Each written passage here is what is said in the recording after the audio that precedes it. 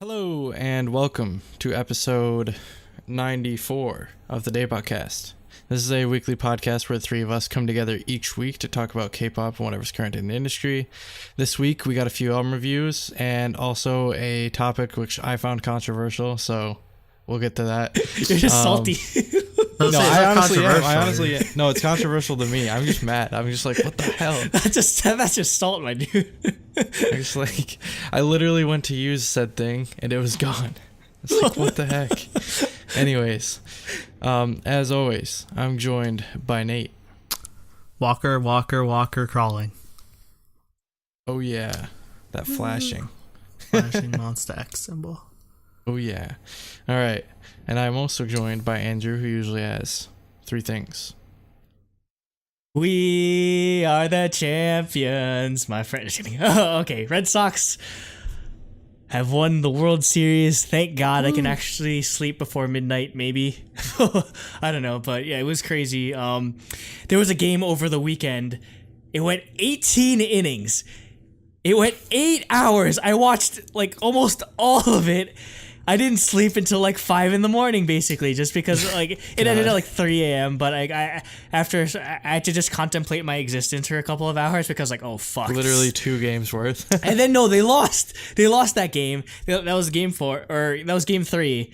And then game 4, they were losing 4-0. They come back to win it 9-4, which is crazy. And then they won game 5 as well. So I'm just, oh man, it's just been crazy. And it's gonna get even crazier because on Wednesday, or the same week this is going up, I'm taking a bus up to Boston so I can see my first ever championship parade, because it's always tradition for the past 15 or so years.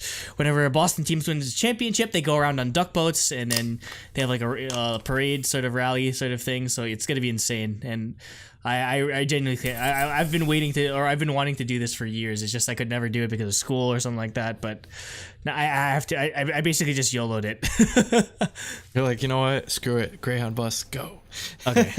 Number 2, I competed in my first Magic the Gathering Grand Prix over the weekend, and I did all right. I don't know. I didn't do a main event or anything. I just did a bunch of side events.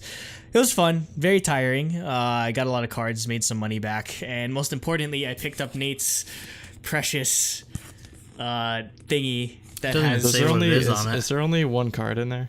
No, there's. It's a box. It's a box. It has it's a drafting Ravnica, like Guilds of Ravnica box. There's 24 packs instead of 36. 36, but 8 of them have special promos in them. I see. Which is all I care about. I literally sold all the other cards to my friend. I was like, here, you could have 24 packs for $50. I just want the Planeswalkers. You haven't even gotten it. You're planning on. Well, he hasn't paid me yet. He just said he'd buy all packs off me because he knows that I don't keep any cards. Yeah. And number 3, just some crazy news that broke last week. As you know, I'm a wrestling fan, and the current Universal Champion Roman Reigns, most famously a member of the group called The Shield, announced that he had to give up his Universal title because he was dealing with leukemia, and damn, it just came out of nowhere. So yeah, all my best goes to him, and I'm just hope he can come back. And trust me, I'm a guy that I hated Roman Reigns' character on wrestling. I've been to a show and I dead ass like booed him out there, but no, I'm like this. No, I don't. Nobody deserves to go through this. So I just hope the best for him. And I guess just kind of a 3.5 sort of thing. We're going to announce the results of our BTS giveaway sort of thing. And for those that forgot, you're winning this pencil case and these awesome ID cards. And we did a magic sort of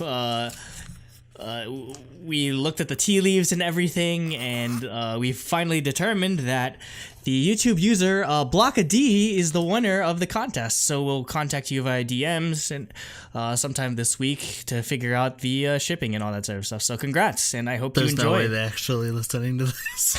Who knows? Hey, it's probably some random BTS fan that saw the tweet and just subbed and whatever, and they're like, who knows? If I win it, I win it. Yeah, they might. Who knows? And those are my 3 things. All right. So with that, we can Hashtag You gotta no introduce blowout, yes. yourself. It doesn't matter. Nobody cares who I am. No, we got so many 69s that one time. All right, comment 69 if you're Jacob bias. Jacob stands. Anyways, Hashtag no blown out. hashtag no blown out. Anyways, we can get into the first review, which I'll hand off to Nate for. Yep. Monsta X. It's upside down. No, it's not. Woo, Monsta X. I have their... I bought this too late after the concert because I'm dumb. But now I have it for next year because they're definitely going to have another tour. Oh, they're Monsta X is a yearly thing now. Yeah, I'm that's pretty sure. exactly. They like money, so Yes, and they do really well over here. So, we're reviewing Monsta X's new full album, Take One, Are You There? Which is the start of a new series since the Clan's done and what was after this? Connect Take. and yeah, whatever, stuff like that. So yes, this is the Take series, I guess. And we're gonna start out with the intro, Are You There? So this is like a really cool EDM beat, like, it reminds me of music I've been listening to while playing Forza. Because it's just that, like, car. Doesn't it sound like it's like that driving game, like you just EDM? have it on one type. of like the preset radio stations, and it's just like all EDM sort of it's thing. just that EDM stuff that you get that's always used for driving games. And as always, it's an intro song that should be a full song because it's good. Also, I like that the like watery sounds at the end kind of lead into the next track, which we'll get into. I don't know what their obsession is with like gun cocking sounds on this entire album. It's just everywhere, even in this intro track, even though it's just like a really chill, like feature based type track. But obviously I'm gonna like it, and I mean, again, we're definitely the proponents of the intro tracks that should be full songs club, so that nothing changes on this front. Yeah, I really like the like. I guess like typically, I guess a lot of times EDM can come off as just kind of like typical, but I think this one actually definitely set a really good tone for the album. Also, it's I'll forget that point. I don't know how to elaborate on it, so we'll move on. Okay. Subtract 169 from the comments. For Jacob losing track. Comment 69 minus 1. Yep. 68 if you can't do math. Next is Underwater. I actually really like this song. It might be one of my favorites. I don't think it's my favorite because it's a very obvious song that's my favorite, but it's up there. I really like how the song fits the title. Like, it's like a really chill, like echoey EDM and like echoey vocals. And then at first I thought like the drops were out of place, but then I realized like they say I can't breathe, which makes me think it's supposed to be the part where it's like they're drowning. So like, I don't know if it like that's just me like going crazy and reading way too much into it, but like it helped like fit the song after I realized that. So I liked it more. Oh no, it absolutely ruined it for me. No, yeah. At first it did, but I wanted to. No, this is actually one of my favorites until it hit that section. I'm just like, no, why? Yeah, it is jarring. I need to do one of those. We need to do one of those edits where like what they do with where they're what we fixing wanted like to do with Blackpink. Yeah, where you you remove the ending of. Or you try to fix song. you try to fix like pristine songs, or you try to fix like twice songs. Why would or you whatever. fix pristine songs? They're all 10 out of 10s. No, yeah, I think just it's considering like how Monsta X is just, they're known for just being like 110,000% like on all the time. I do appreciate when they're able to just like dial it back a bit. So I feel like, I don't know, just for me, it felt like if they were to keep it a bit more separate, I would have appreciated the track a bit more, just so it kind of gets lost in the fact that, oh shit, the drop. Whereas my favorite parts are definitely still like the verses leading into the chorus just before that drops. So yeah, I don't know. I just think like relying too much on rubber banding is going to get stale after a while. And I mean, they're not the only group that does it. Definitely. I mean, we'll get to Stray Kids, and I have a problem with the song there. But yeah, it's definitely something. It's definitely that's way worse. It's definitely a song it's definitely a trend that everyone, like, the subversion of expectations just sort of starts to lose its appeal after a while. Yeah.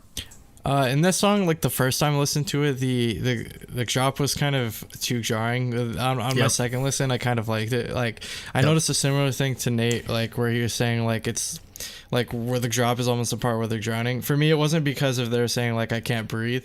It's because like the bass almost felt like it was like an intense amount of gravity, like literally just pulling you straight down by your legs. Yeah.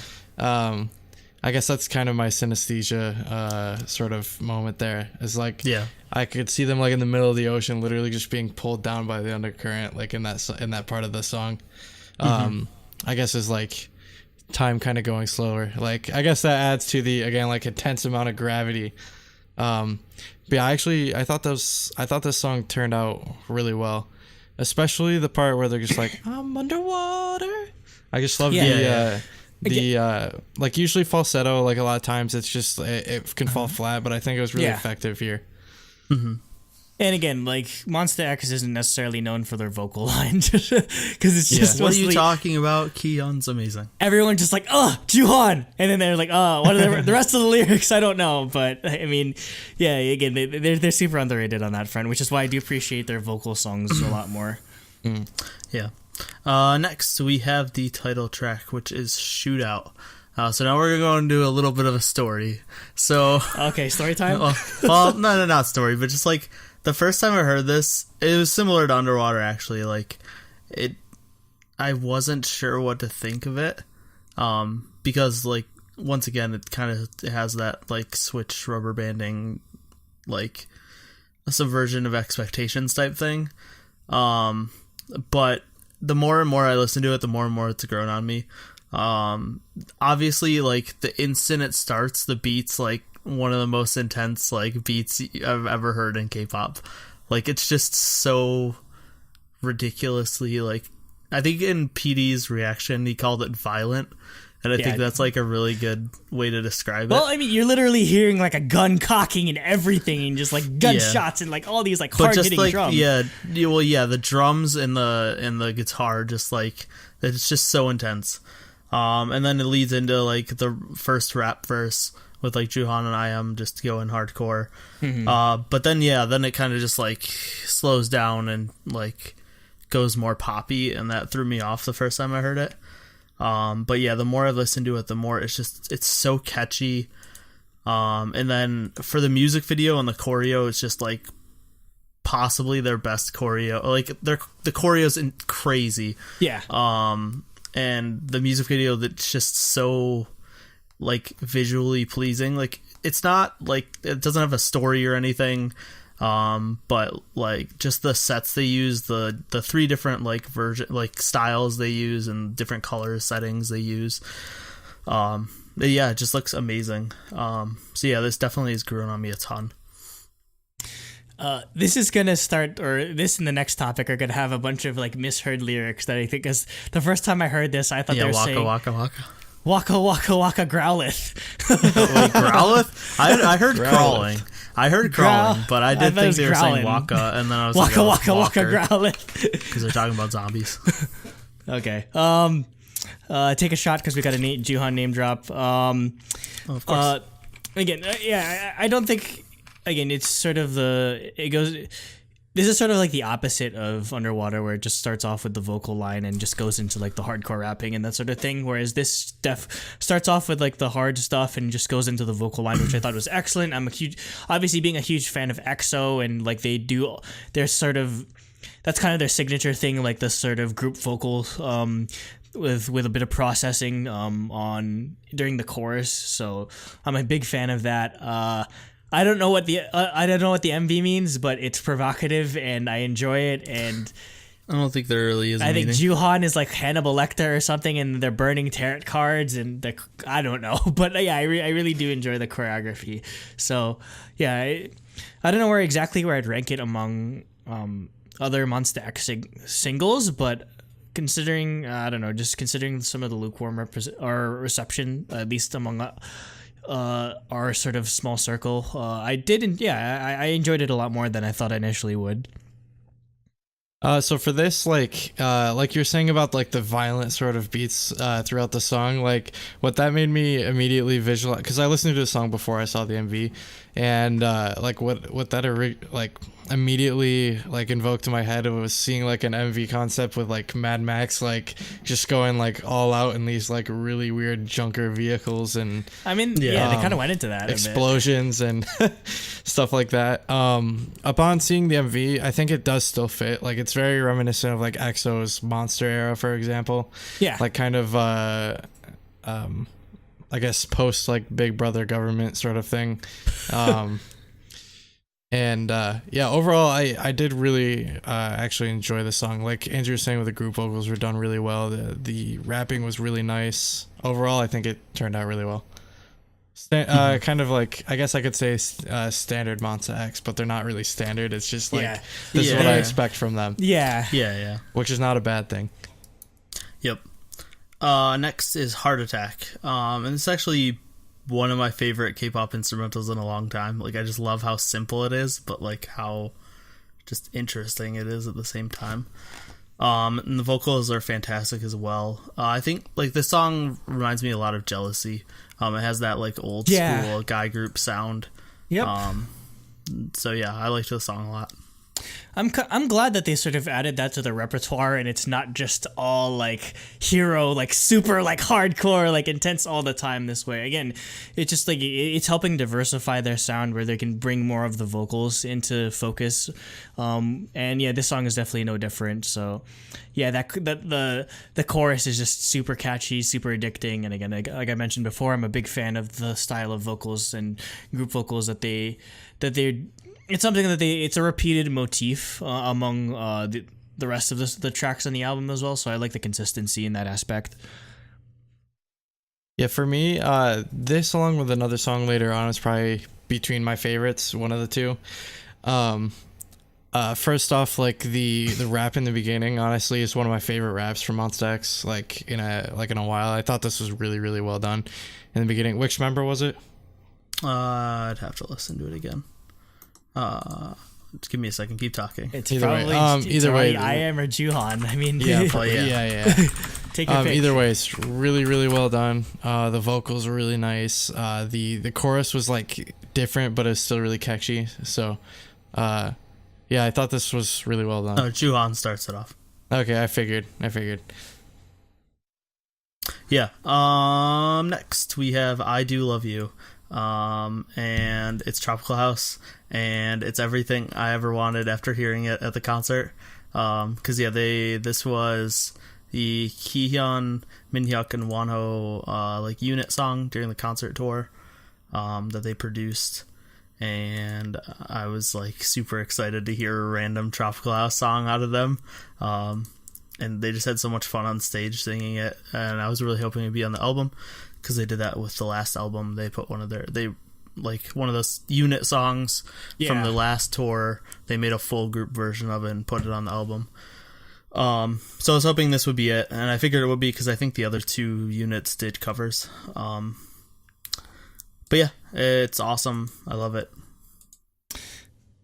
They get a meh. It's tropical. But did you enjoy it at the concert at least? Yeah, it was all right. I mean, I don't know. I was just too busy enjoying like Versace on the floor. And I'm just like, oh, this song's all right too. I mean, yeah, I'm sorry, but I enjoyed the covers more than this actual song. Sorry. Yeah, for me, I wasn't really as impressed by this either. It just sounds like every other tropical house song I've heard. Like again, like you guys have like seen examples of where like it can be stand apart. It's just can't be the same as literally every other tropical house song we hear. Yep. Next we have Mohe. So this is another song, or this song is like that, has a great build up. That leads into that stereotype style drop that Jacob doesn't like. But Actually, for this song, I think this might be one of IM's best raps. His rap parts are really, really good in this song. I forget, was this one of the songs he had production involvement in, or was that was that the previous one? I'm not sure. I know there was there's a few songs on here that he has production credits on, I believe. Yeah. That's it for me. Again, obviously I'm gonna like this song. Feature bass, again, just really consistent with that style of song, so I'm always gonna enjoy it. Oh, okay. I thought you'd say more. Anyways, yeah. So what Nate was saying about the hi-hats, I actually didn't mind them in this song. I felt that they were used tastefully. Like, what I don't like is when they're just like fuck it, throw all the hi-hats in there, and they're like, yeah, like, yeah. Like, no, stop.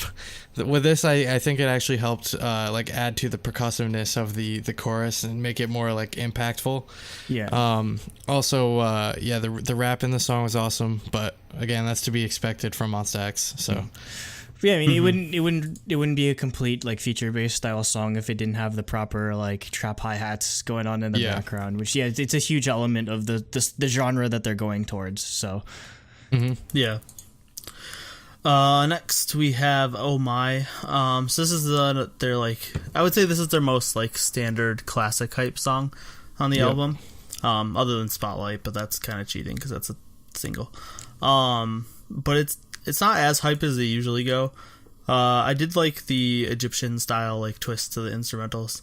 It made it stand out a little bit more. But this is probably one of the more standard songs for me on the album.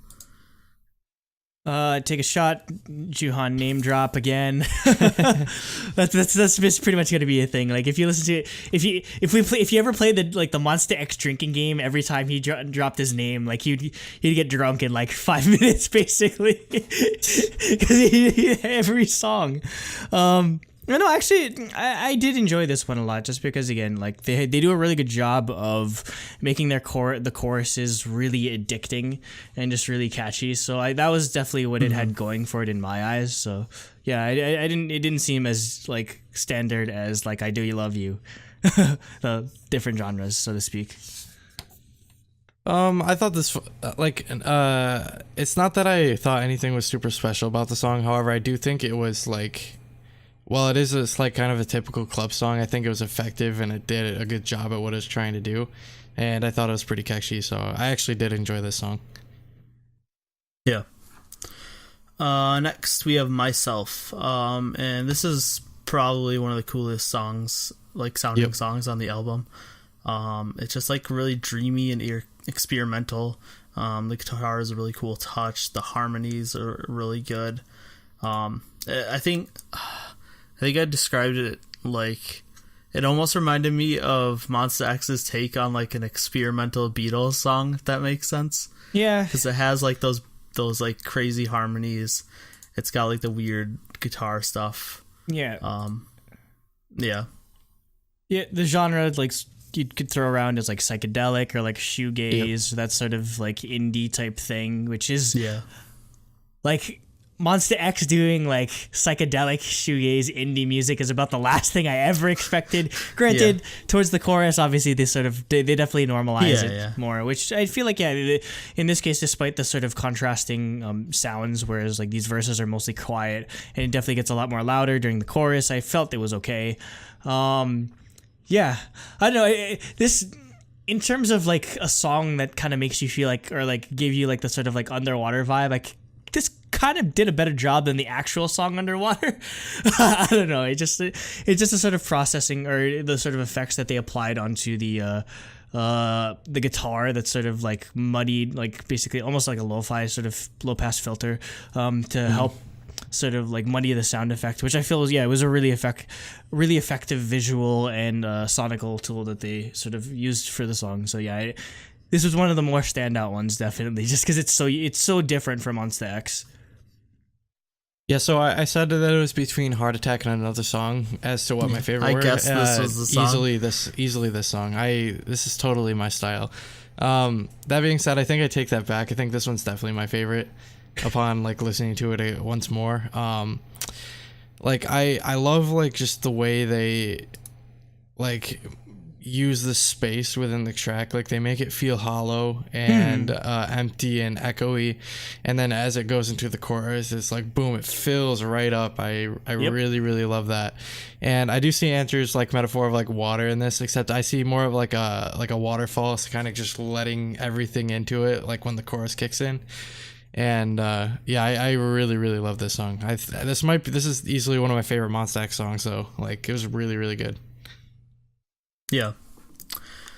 Next we have By My Side. So this is their ballad.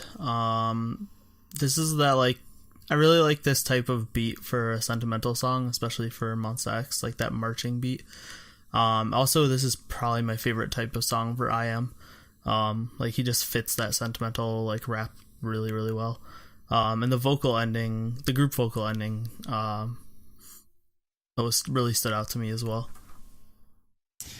Like normally I love Monsta X ballad tracks, but I don't know, this one just didn't do it for me.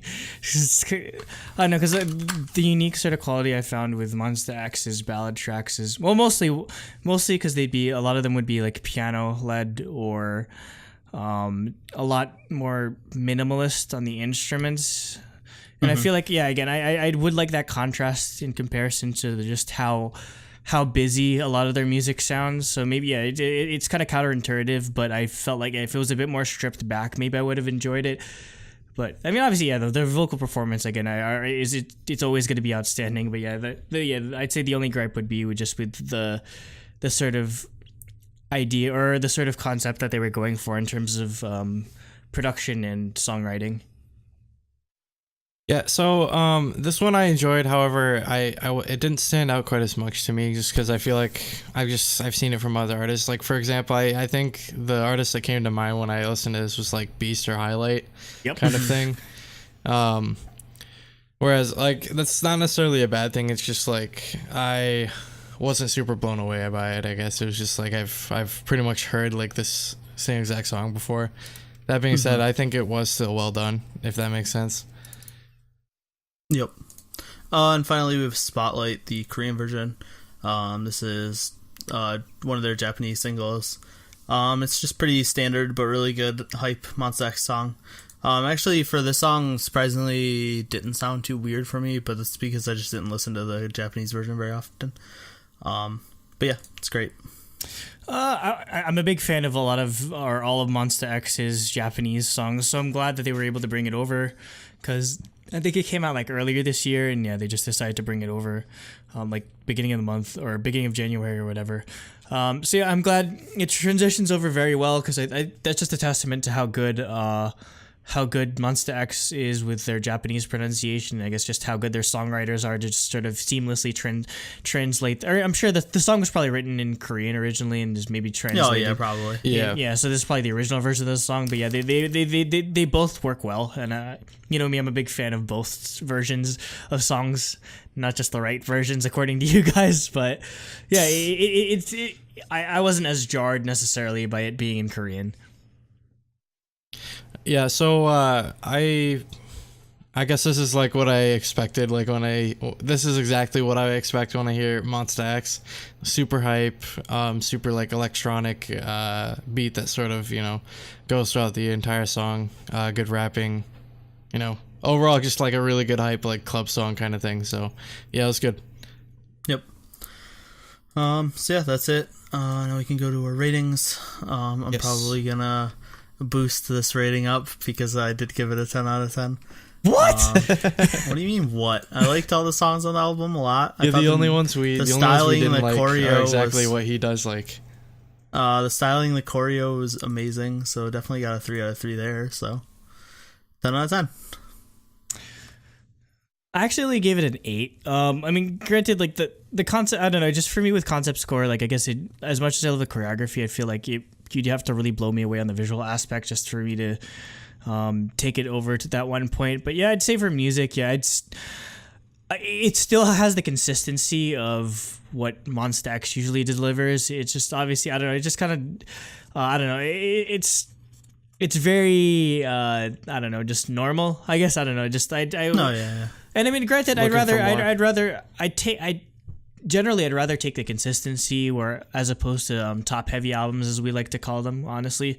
Whereas but I would like something a bit more to stand out outside of maybe like Shootout and I don't know, just a Heart Attack. So I still do enjoy it, but I don't know if I could put it into that truly Daebak category. For me, I gave it a 9 out of 10. I did 5 out of, or I guess I'll do 5 out of 6 for music. I thought the music video was good. Like honestly, if I were to be like completely honest, like objective, I'd probably do 5 out of 6, 2 out of 3, 1 out of 1. But I still feel that deserves a 9. So yeah, it's like that. 5. I guess it'd be like 5.5 half points in each one. Yeah. Because there were only a couple songs that weren't blown away with, but I thought were still like well done, and I'd still listen to them. Which, you know, I Do Love You and By My Side, I wasn't super blown away, but like songs like Myself and Heart Attack and Shootout and Underwater, I thought those were both really, really well done, and I really enjoyed those. So, 9 out of 10 overall. Yep. It's a 9 average, I think. Yeah. Yeah, it's a 9 total. Or it averages about to a 9, so it does get the shiny. Yep. Woo. All right. Also, those were the exact ratings, I guess, for all three of us. So. Oh, really? I don't think Monsta. Every time we've reviewed Monsta X, I don't think we've ever not given them a shiny. So again, that just speaks to the consistency of the music that they put out. So yeah, props to them. They always put out good stuff. Topic 2. Next is topic 2, which is Stray Kids, I Am You. Their third mini album, which is 8 songs, and we had a mini album last week that was 4 songs, which just shows you how ridiculous mini albums are. I mean, pretty much it's their 4th, though. Let's be honest. Yeah, you have to consider mixtape. Yeah, it's their third since debut. It's the third part of the trilogy. Yeah. But technically, they have 4 mini albums. Yes. And this is closing out the I Am trilogy. And it starts out with an intro, just like the other two, titled You. So this is a pretty interesting song. It's a really chill hip hop style, and then it transitions into this really fast like rock beat. And I thought really cool instrumentals. And they're 3 for 3 when it comes to intro tracks. That we wish, again, it's another one that we wish was way longer, just because. And it's also it's sort of an interesting, maybe just to spoil it a bit, but like with You, and then the last official song on the album outside of mixtape number 3 is 0325. They both incorporate a bit of drum and bass into the instrumental, so it's a nice, it's a cool way to bookend You know that 0325 is all 3 of the intros mixed together, right? What? Yeah, 0325 is all 3 of the intros from the 3 albums mixed together. Wait, what? It's the exact same beat. Yeah. The instant I heard it, I started freaking out because I was like, "Wait, these are all the intros!" Because I've listened to Stray Kids so much. Okay, it's just they put new sort of they answered stuff our over dreams. Yeah, exactly. They made a full song out of the intros finally. Yeah, they just made a remix of it essentially. Okay, well that explains it, but yeah, that's why they have the same beat. Yeah, but it's literally the same beat. But yeah, no, it's still a cool idea for them to bookend it that. All right, so for me, what really stood out in this song was again the drum beat that they had throughout the song. I thought that was really, really cool. Yep. The rap was pretty good, but I wish it was a little bit longer. But then again, it's an intro, so will not so you can't go too long. And yeah, I really, really thought the drums were effective, and for whatever reason, it just reminds me of a 3D Sonic game for some reason. the drumming does, but yeah, I just imagine just like a 3D Sonic game, just falling down from somewhere really high up. I don't know why. Glitching through the bottom of the freaking stage because 3D Sonic is just garbage. Yeah. Yeah. Okay. Next we have the title track, I Am You. And this is a more chill, sentimental single from Stray Kids. Except for Changbin's rapping, of course, because he just can't not rap. It's funny. Changbin probably, if there was somebody that probably deserves to be in MX, it'd probably be Changbin, because he has no off button whatsoever. Yeah. But yeah, I thought their vocals really shine in the chorus. And I really like how this showcases, and a lot of their songs do this, but this really showcases how unique their voices are. Like both their singing and their rapping, they all have like a really unique vocal color, which doesn't happen a lot in K-pop, especially for like a 9-member group. There's almost always a couple members that sound like pretty like similar. Yeah. And I like how the music video started with My Pace and like continued the music, the MV, The story. huh? Yeah, the story. I don't know. Yeah, like continue. I think that all three kind of have a total story, because like they broke out of that like District 9 thing, and then My Pace is them like running away through this like weird rave tunnel thing, and then this is the other tunnel. End of the tunnel, yeah, with them like chilling and like hanging out. So yeah, like I like the MV because it's just them like having fun, just kind of chilling. It matches the song really well. And then their choreo is always really good. Yeah, just a huge like sort of like credit to the filmography that they used here. I think that's just a general thing. I really love the sort of like cinematography and everything that they've been going with for Stray Kids' music. The only thing that was weird is like when they start doing the choreography and it's like they're in the back of like some like truck or something and it's like really bad CG. Oh yeah. That's the only shot that was like, oh okay. They skipped on that part of the budget, but otherwise, it's still an enjoyable single, but in comparison to maybe like District 9 and My Pace, I'd say it'd probably be the weakest of the three. I think that's just a testament to again, just like how insane their output has been, and I'm kind of getting scared at how often they're releasing, and I'm scared. It's like the same thing I have with BTS. Might fly too close to the sun. Yeah, no, they might burn out so quickly. I know Three Grouch probably Three Grouch is probably like sitting on like hundreds of thousands of songs considering their output on SoundCloud and everything. But yeah, I'd probably like for them to dial it back maybe a bit next year, just so they're not like burned out all the time. Because again, it was only 2 months ago that they released I Am Not, and like where basically again. Where some groups, they either come back in the beginning of the year, at the end of the year, they basically like came back like months apart and everything. So that's going to take a toll on them after a certain point. But that being said, I do still appreciate the amount of like creativity and artistry that Stray Kids provides to almost all of their music, essentially, just both on the musical front and the visual front.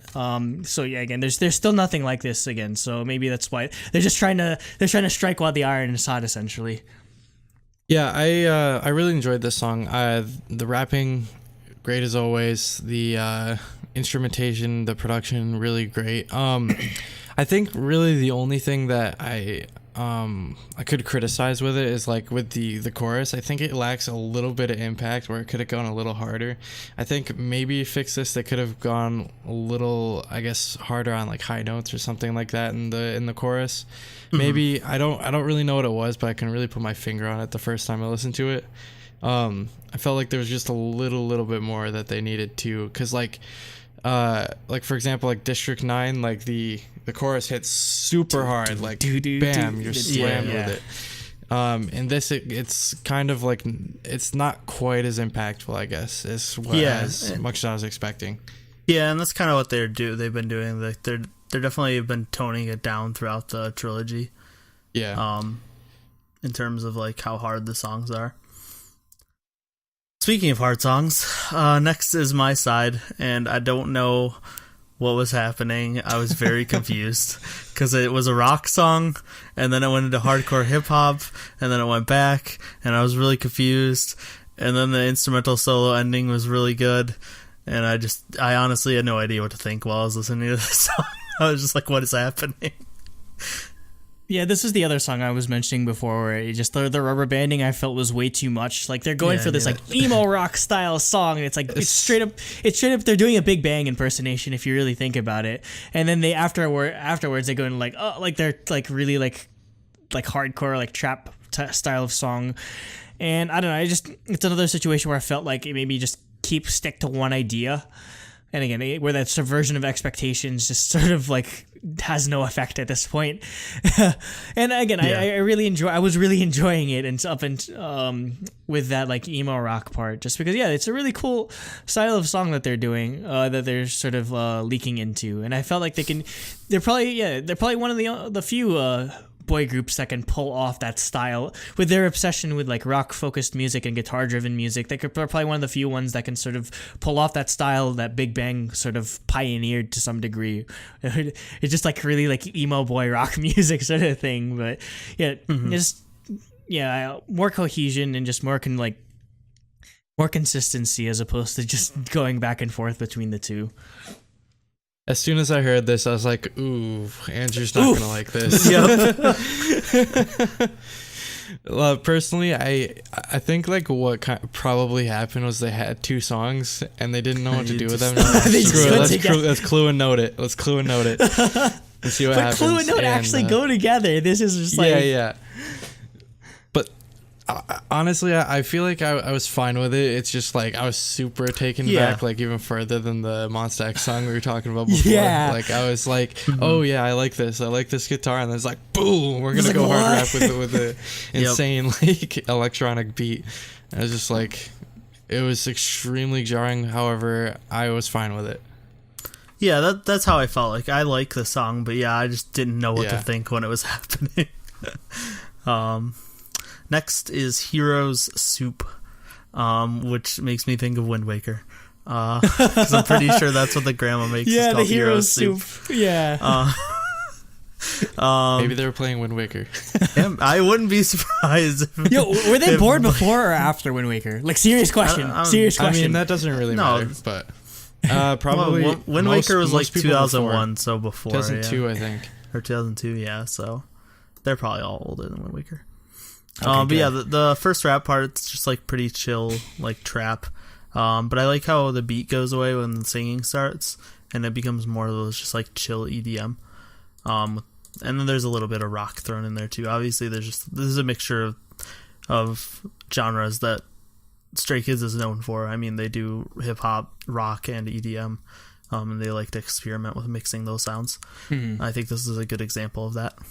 Yeah, I feel like this is more effective as opposed to how they handled it with my side. Just because again, they're keeping it's like chill trap as opposed to just like hardcore, like intense trap. Yep. And I feel like that if keeping it on the same level as like the rock elements of the song definitely helps build more, or it keeps it more like uniform and cohesive, and it's not as jarring in terms of the transition. So this is probably one of my favorites, even though again it's more of a chill track from Stray Kids, and I'm usually just a big fan of like their like intense tracks. So, but this is the way to do it if they wanted to sort of mix the genres even further than they already do. Yeah. So for this one, this is definitely more what I was expecting when I heard the beginning of My Side. Like was this style of like more like toned back as far as the vocals and rap goes. Definitely wasn't expecting the chill trap, but I'm actually fine with it. Again, because it was used tastefully and it's not super obnoxious. Yeah. Like when I don't like it is when it's just annoying kind of thing. So yeah, I thought this was well done. Vocals were good. The rap is always good. So yeah. And just an interesting thing is this is probably the first time in a long time that I've heard a fade out on a K-pop track, because the concept of the fade out has just been sort of like almost abandoned in all music essentially. Like if you really think about it, like fade outs are like really popular, like maybe like back in like the 60s, 70s, 80s, but you don't really hear it that often anymore, just because like nobody really, just like the concept of albums isn't a thing anymore. But it was a really interesting. I think it's the only one with a fade out too. So I wonder what sort of compelled them to fade this song out as opposed to giving it a proper ending. So it's just an interesting like detail that they added in. Yeah. Next is Get Cool. It's Tropical House. Holy crap, they did Tropical House. I know there's one on every album this week. Actually, was there? There's like 1.5 on BoA's album. But this actually reminded me a lot of Shine. That, did I steal your notes? Yeah, you stole my notes. Yeah. It's just that fun, like, tropical house style, like, just fun song. Needs more Fortnite dancing. Yeah. No, please no. That's it for me.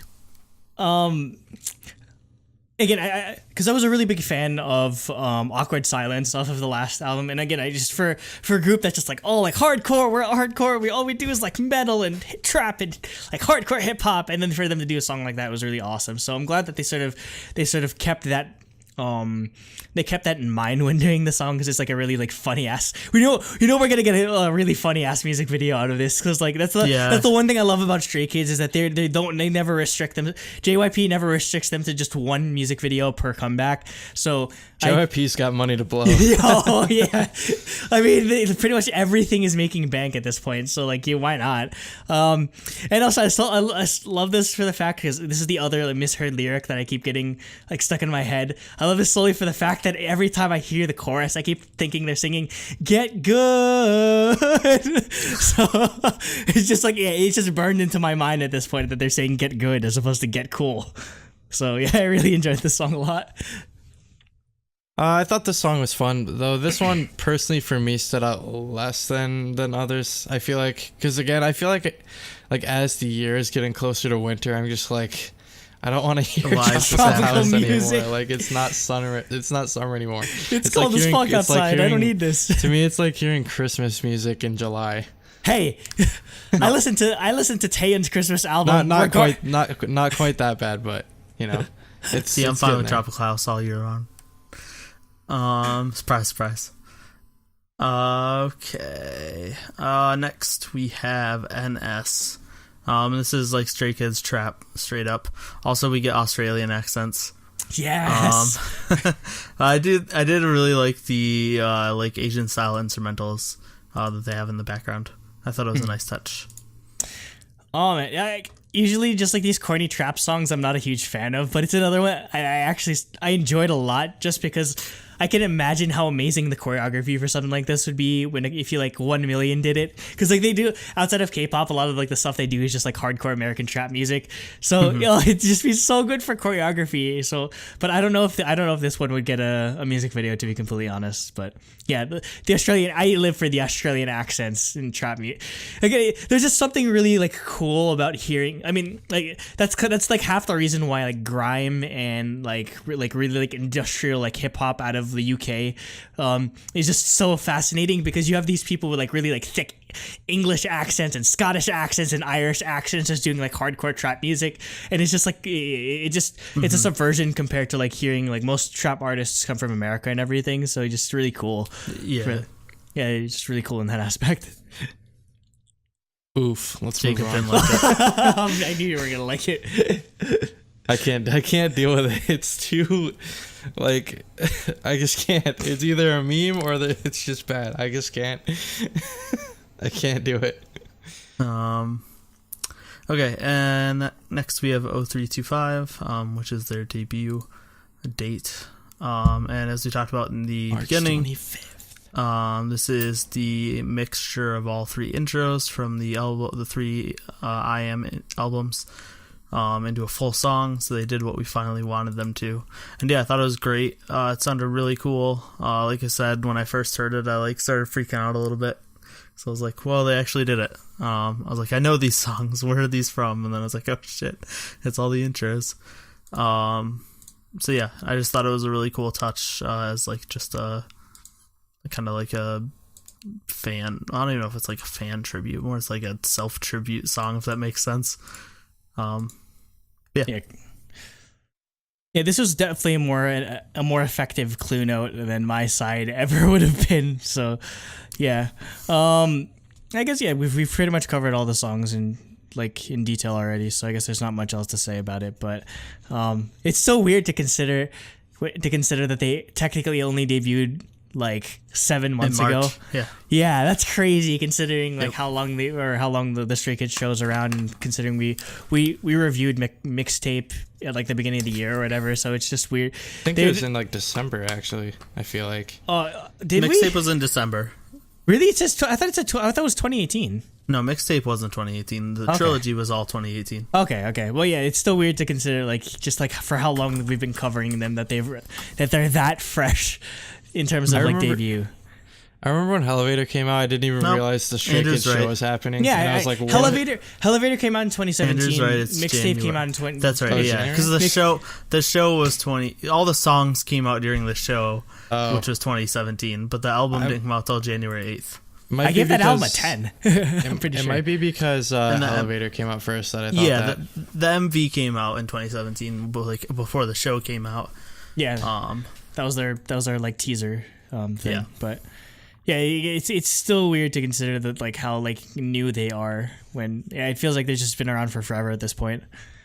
Well, for me, so I remember when Elevatorverse came out, and I didn't realize the show was happening, and I saw this. I was like, "Is this really a JYP group? Holy crap!" Like, it seemed like something more like SM or YG would come out with. Like, so I was really surprised. And I mean, now at this point, we're just kind of used to it, just because like we've reviewed almost everything. JYP is vastly like expanding their horizons as a company. So yeah, like I'm really glad to see that.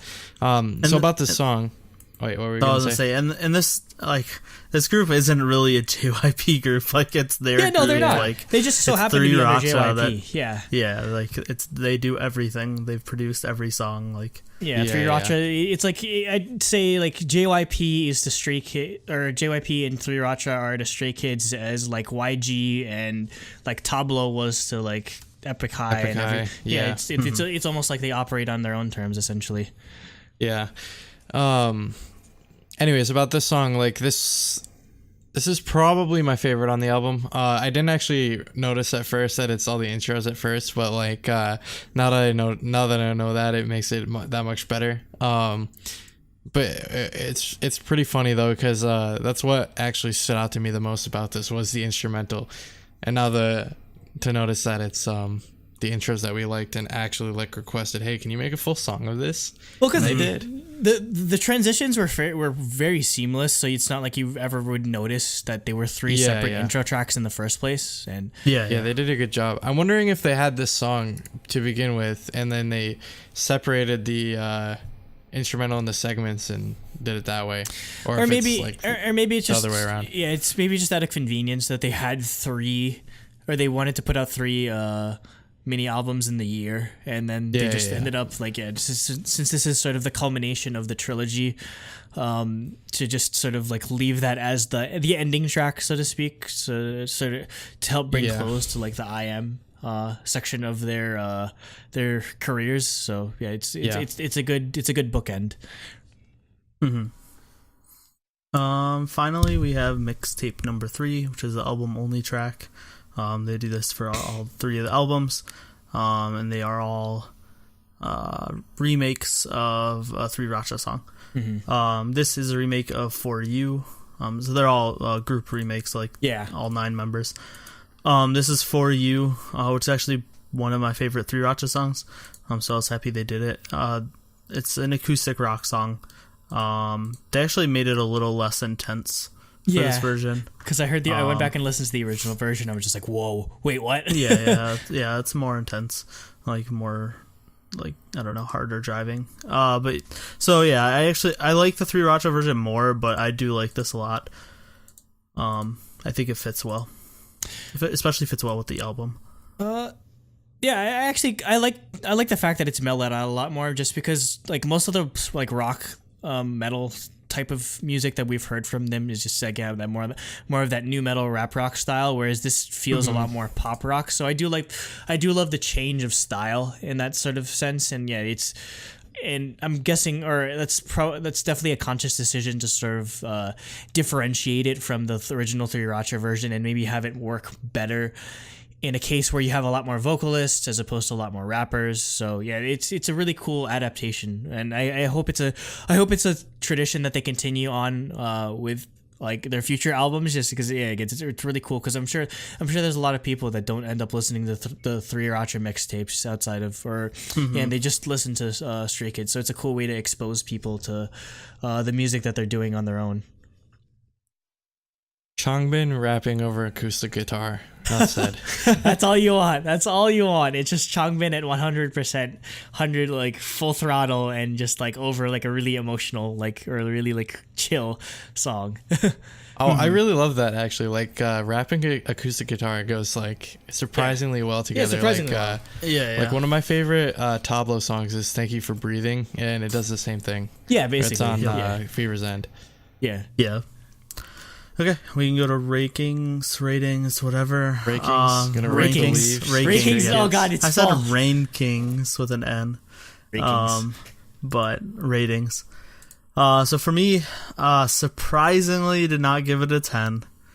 But I did give it a 6 out of 6 for music. I still like all the tracks a lot, even though they're kind of mellowing out. And I prefer they stick and go back to like the harder stuff, but I still like what they're doing. I only give it a 2 out of 3 for concept, just because the MV wasn't as like, it didn't blow me away or anything. It was good.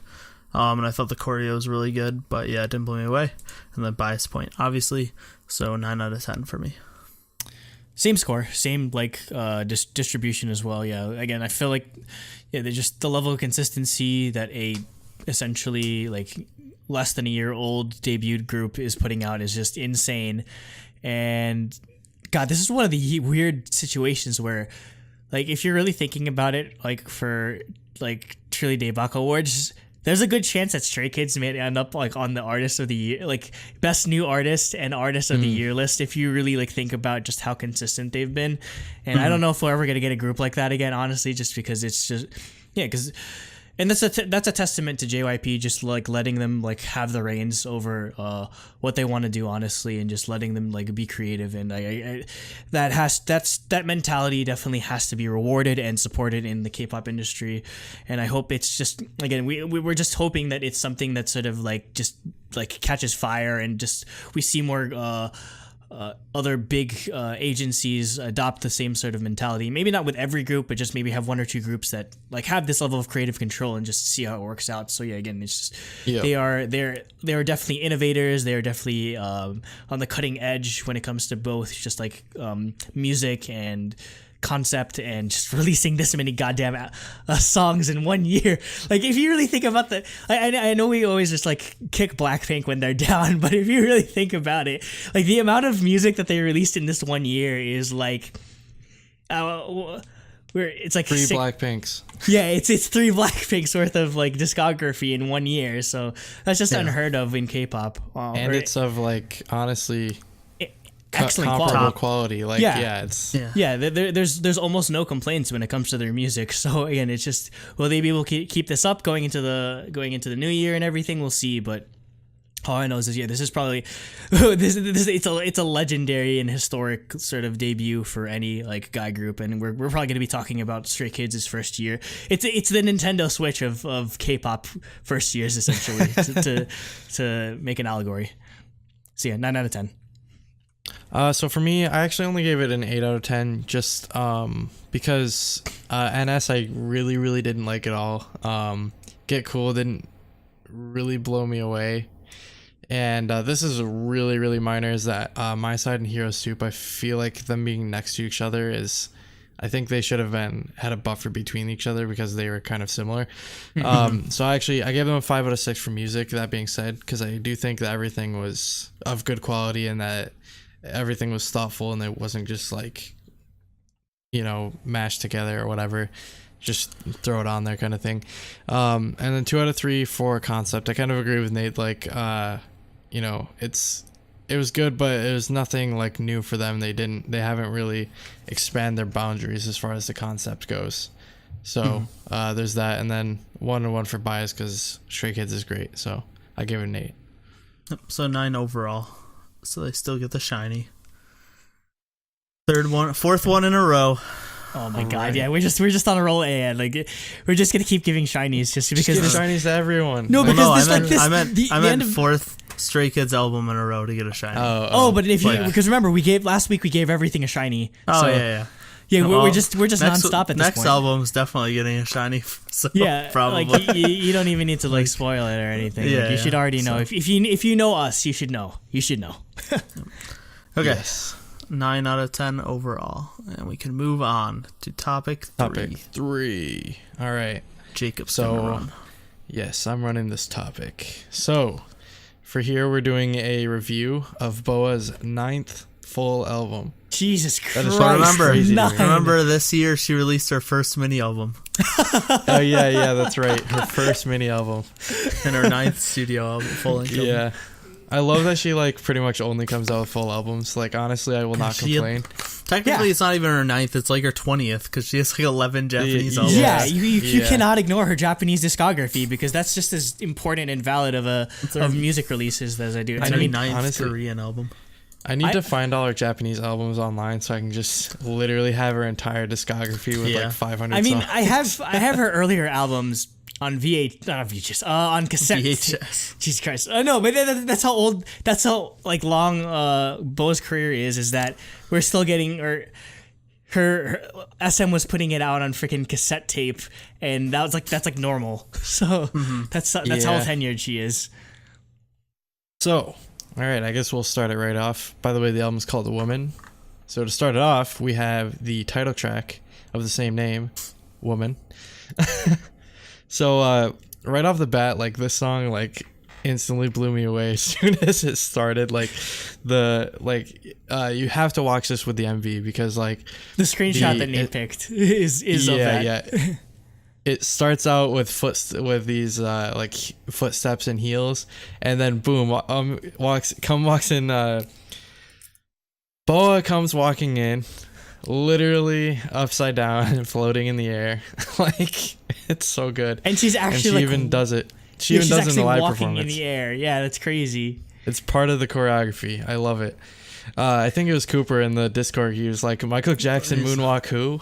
Oh shit.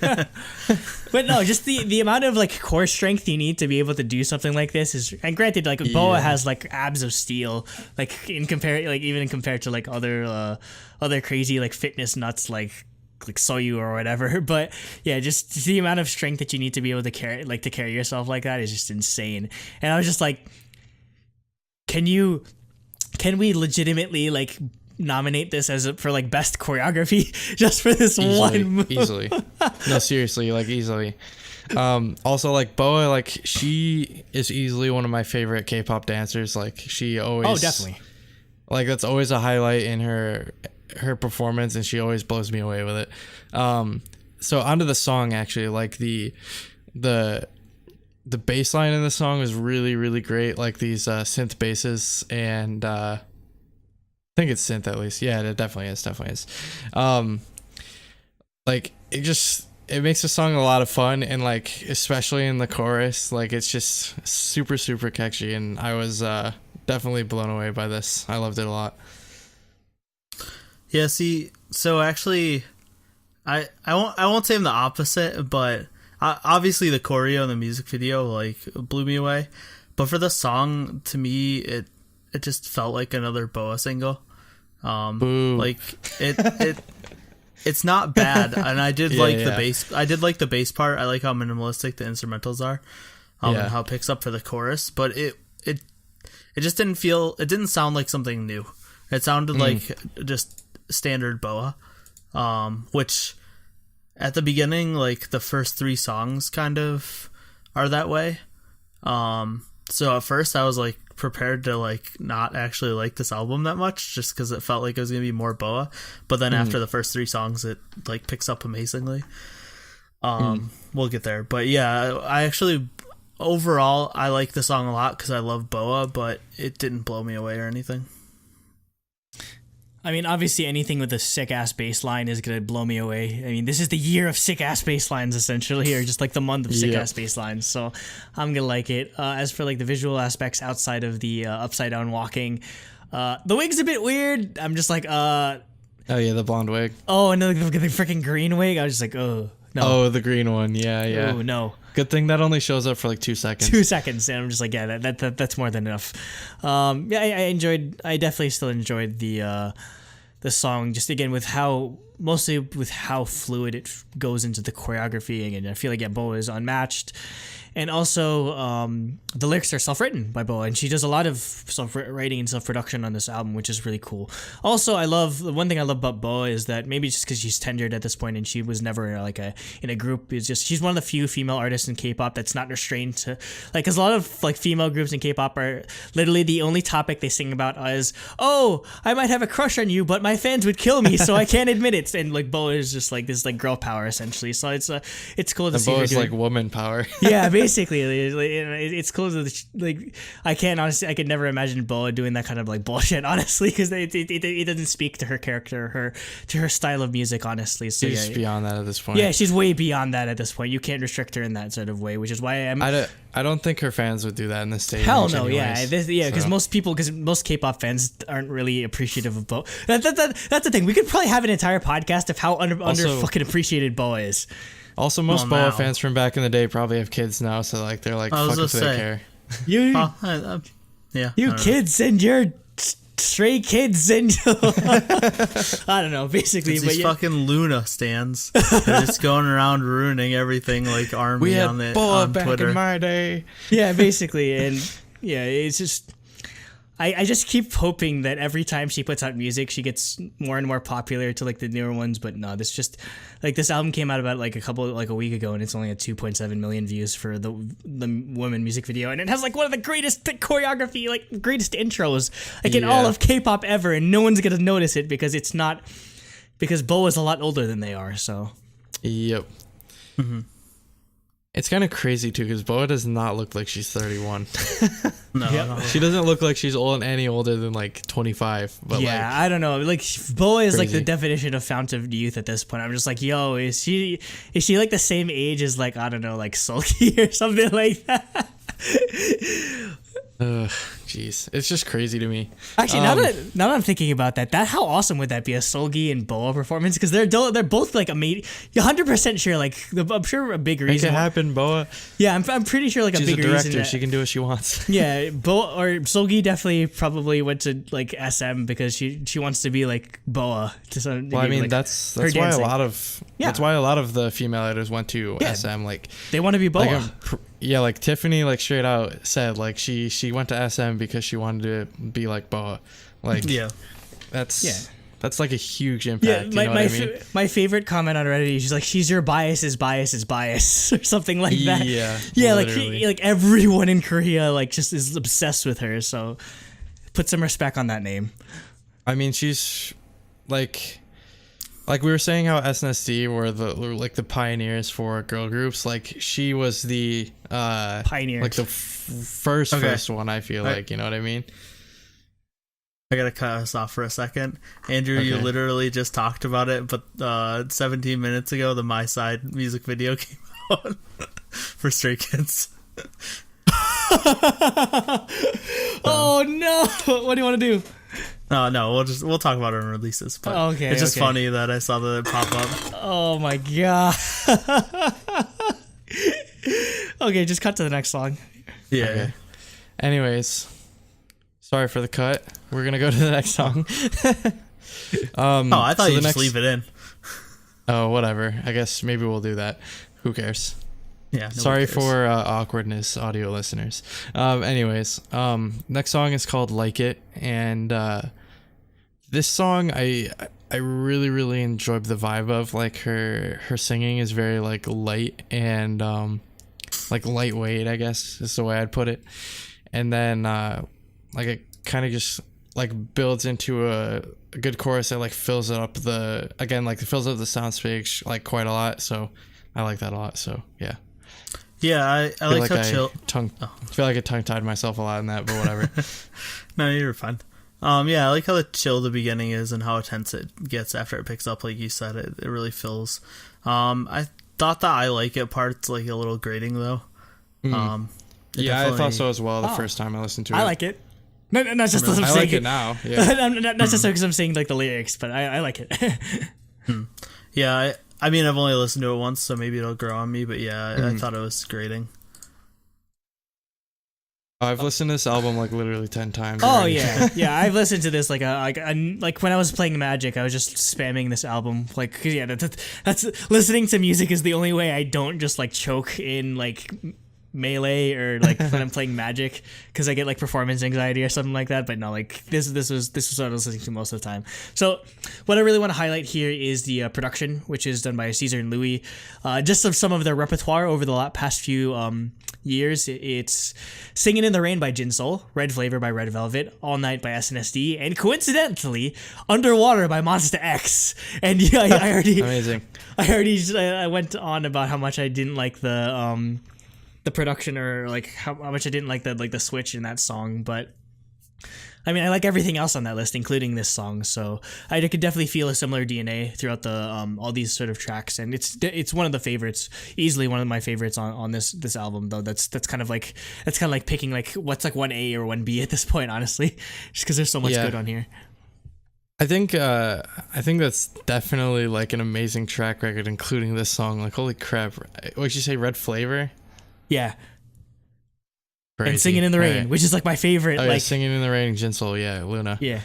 It's crazy. All right, so next is Irreversible, which I believe was the lyrics were done by BoA on this, right? Yeah, self-produced, self-written, and self-composed.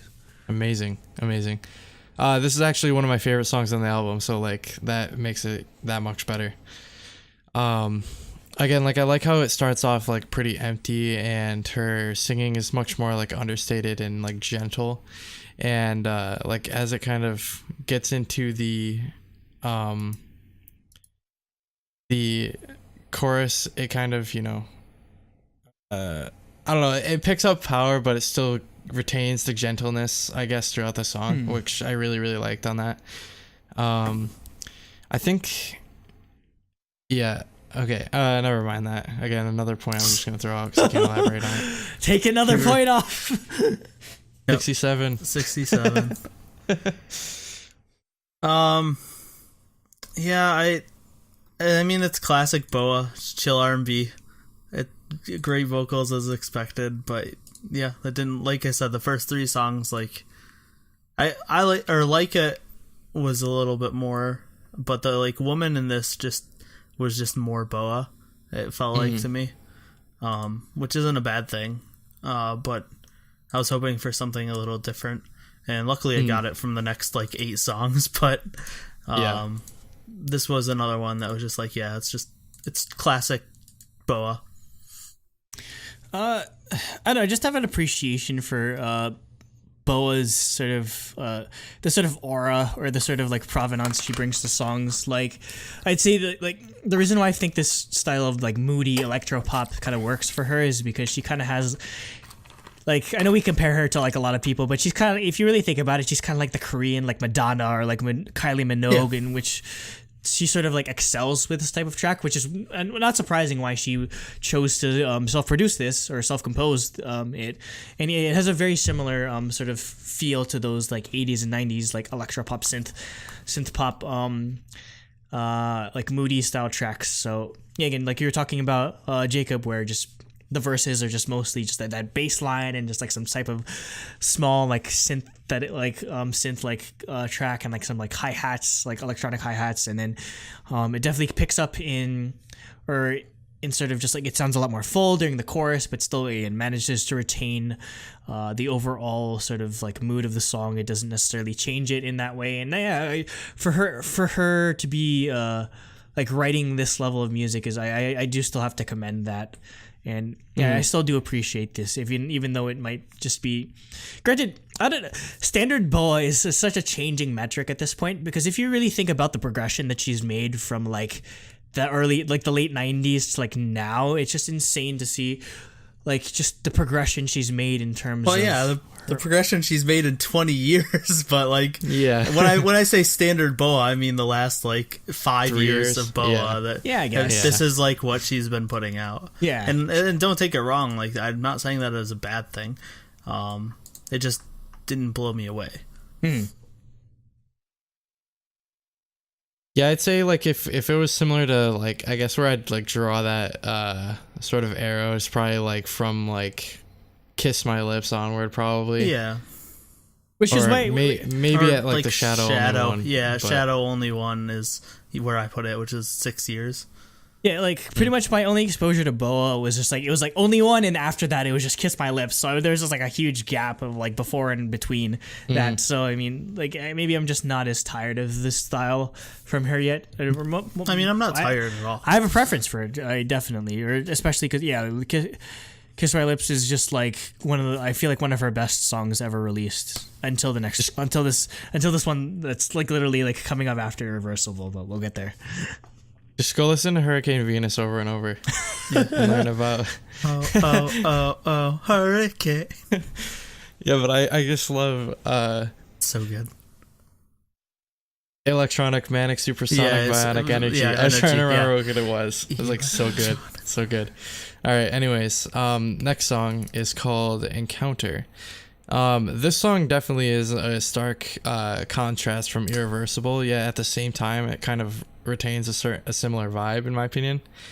Whereas like the vocals in Irreversible are super like gentle, and this like they're super like right from the get-go they're really powerful and like forceful, whereas like which also contrasts with the like the chorus where it like it's toned down more in the chorus, and during the verses is where it's like the most powerful.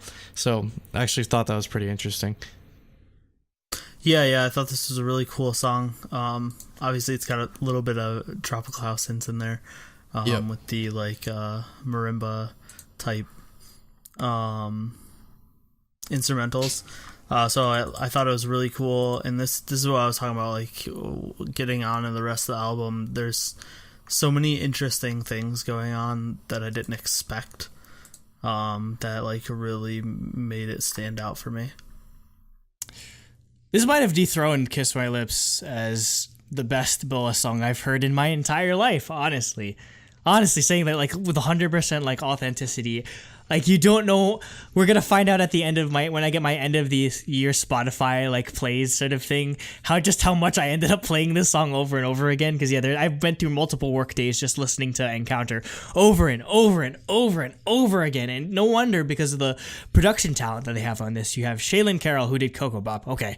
You have MZMC, who did Starlight by Taeyeon and We Young by Chanyeol and Sehun, and Written in the Stars by Wendy and John Legend. And, like, they put out, like, all the SM All-Stars onto this track, and it's just, it shows easily. And oh man, just like, this is one of the best drops I've heard like in my entire life. Just like, again, I've just gone on and on about how I'm a huge, like, big fan of just like vocal chopping and that sort of like style that they sort of bring to this. And yeah, basically anything like, I don't know, it's that style of like tropical music that I've sort of grown accustomed to between this and like Rumor and like Kiss and Make Up by Dua Lipa and Blackpink. That sort of style I feel works so well with female vocalists, and I need more of it. Just like get rid of that other tropical like nonsense and just do this style of music again until I eventually get sick of that.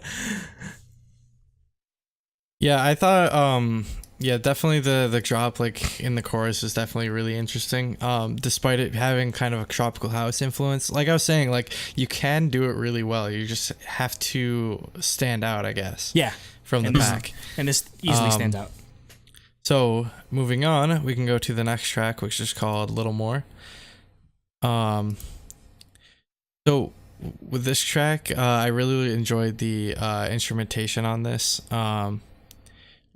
Like with the, how would I describe it, I guess?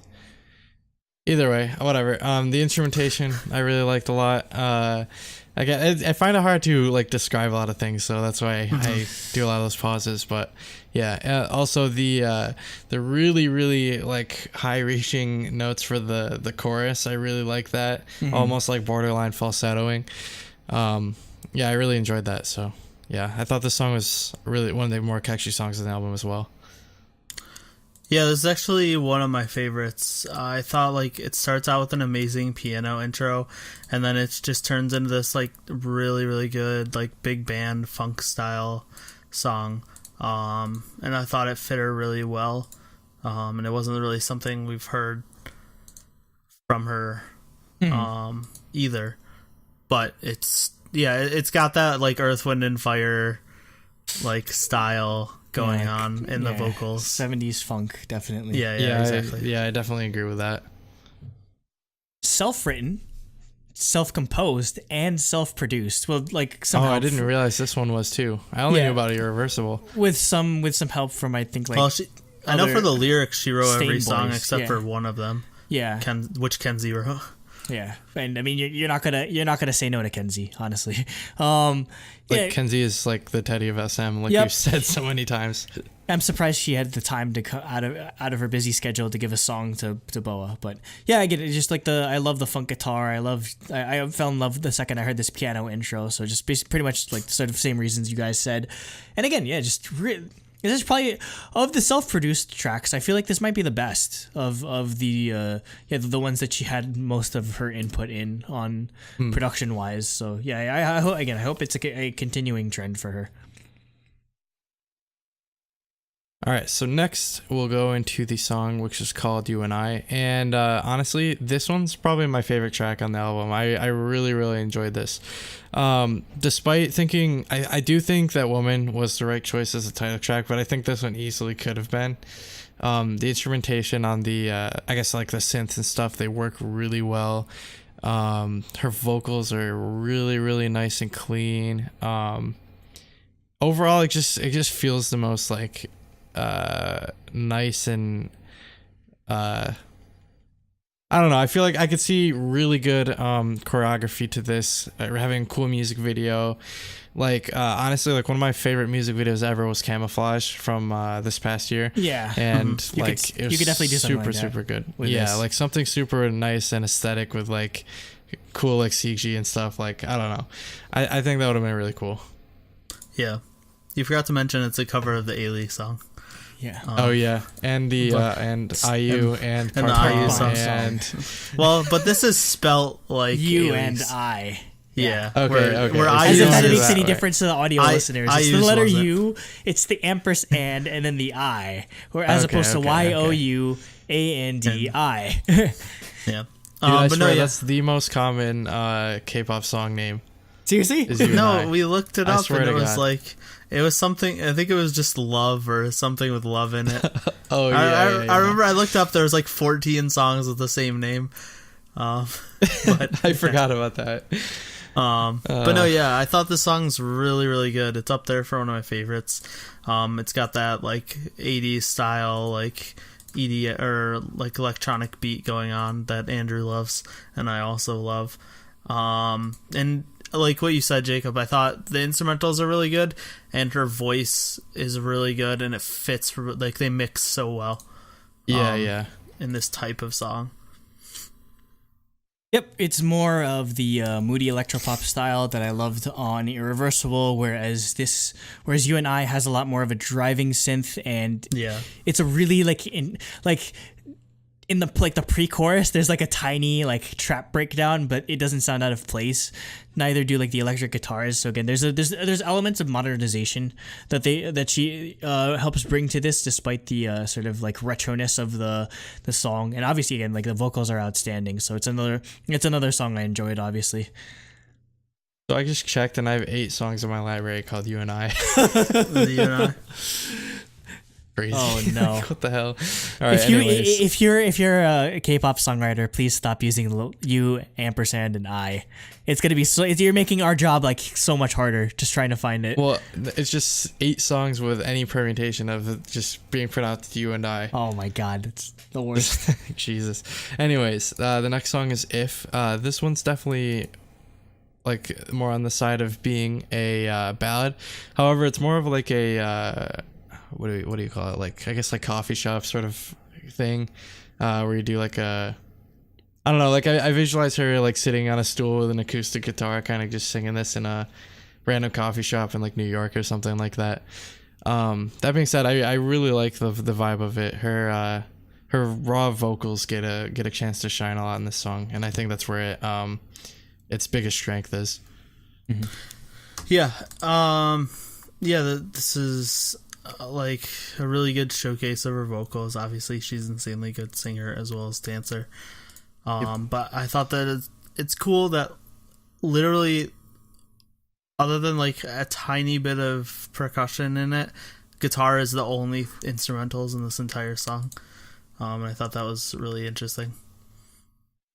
Yeah, this is basically BoA doing like a John Mayer impression, like just straight up a blues style song, blues riffs like up the wazoo and everything. Where, basically, and only somebody like BoA or only somebody with the vocal capability of BoA could pull something like this off. Where other than just like shakers and the guitar, it's just her voice is the one that's hard carrying the entire song. And it's another self-produced song along with like the Stain Boys who did a lot of the production of almost all of the songs that BoA produced, they helped out with that. So yeah, just awesome production and awesome work from her on that front.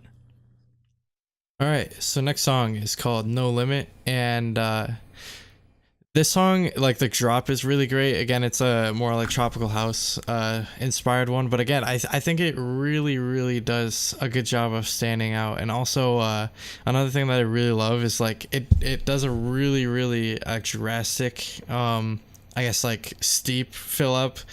As far as like filling up the soundstage thing that I've been saying this episode is like it does it really, really fast and really, really full in the pre-chorus, and like it gets you really hyped up as it builds up to the drop.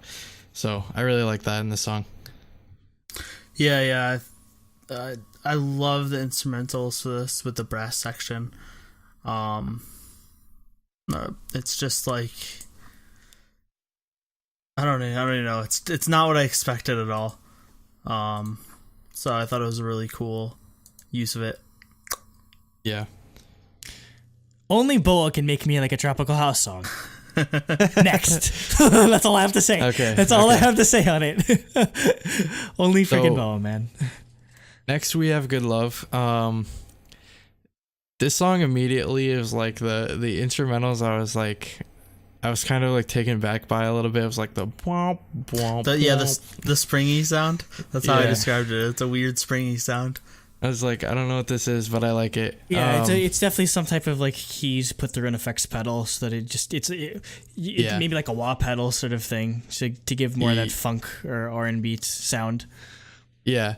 That being said, I think it lends really well to giving like a jello-y feeling of the song. Like it's kind of like kind of bounces, and her vocals definitely really lend to that sort of I guess texture is what I'll call it of the song. So yeah, I really, really like the I guess imagery that gives me. Yeah, I thought there were a lot of really cool sounds going on in this song in the background. Like we said, the springy sound, there's slap bass and piano, which are fantastic. I just thought it was a really good upbeat song. Again, have to highlight the production that they had on this. Kenzie did the lyrics. A producer named Jamil, nicknamed Digi Chamas, was the producer, and his repertoire includes Starlight by Taeyeon. He does some stuff for NCT, Taemin, Awesome. EXO, and Little Dicky. Just out of nowhere. Little Dicky, really? Yeah. I looked at his Genius discography or whatever. And it's just like Little Dicky, Little Dicky, Little Dicky. I'm just like, what? Dude, can we get a BoA Lil Dicky Hell yeah! I want a BoA and Lil Dicky hilarious. collaboration. You kidding me? How amazing Dude, would that Dicky be? would be hilarious. That's awesome. Dude, So I would love that. Digi, make that work. Like that'd be awesome. So again, much like the If, where it's just like this really like jazzy blues vibe. Again, it's just perfect fit for her style of voice. And again, the production on this is definitely worth noting. Yeah. So next we have the song "I Want You Back," which is a cover of the Twice cover of the Jackson 5 song. It's coverception. Anyways, this song, like the instrumentals especially stand out to me on this one. Like the synths, like the like it was super good. Also the like guitar that sort of goes on in the background throughout the song was really great, along with the sort of like walking percussion. I thought that really, really did well. And again, as on like all the songs, her vocals were fantastic. Yeah, literally my only notes are funk guitar, cool synth line, and BoA's voice. What's not to love? Yeah. Because if you hear the notes, it's like do do do do do do do, she's hitting the upper bounds of her register basically. So, the immediate thought that I had in K-pop, or at least first in K-pop, when it came to like the style of song that I found this familiar to, it kind of reminded me of Baram by Taeyeon off of her most recent album. But compared to like Western or American music, it definitely reminds me of like Maroon 5 and DNCE or Dance. They're most famous. Well, they have one of the Jonas Brothers in it, and they did a really popular song called Cake by the Ocean. Just again, this very like dance pop style song for it, which again I wouldn't expect from BoA. And it's cool to see like the sort of parallels we have between like Taeyeon and BoA in terms of their solo music. Because again, I feel like it's just like Taeyeon's essentially just like the next generation of BoA to some degree, and it's cool to see how they have very similar influences in terms of like what they draw from Western music and want to apply to the Korean market. So again, like I mentioned that like the high notes that she's hitting in this are excellent. So I mean, at this point, do we really have to divulge what our score is on, like, honestly, like, do we have to like in detail? Because it should be pretty obvious at this point, honestly. 10 negative 7.5 plus 17.5 plus 17.5. Is it like too much water? No, that's the Monsta album. Too much water. Yeah, too much water. Okay, so yeah, like when it comes to ratings, 10. we're all 10. Agreement, Yep, right? 10. Yep. And it's we have to give it a name. Maybe it's like an immaculate score, or I don't know, just like a nat. Oh, bless you, Nate. Throbbingly Daebak. No, Throbbingly, no, throbbingly Daebak. You're not adding that. Make that seal of approval. No. It's gonna have a Gaussian blur over it. No, we're not Japanese style censoring our goddamn logo.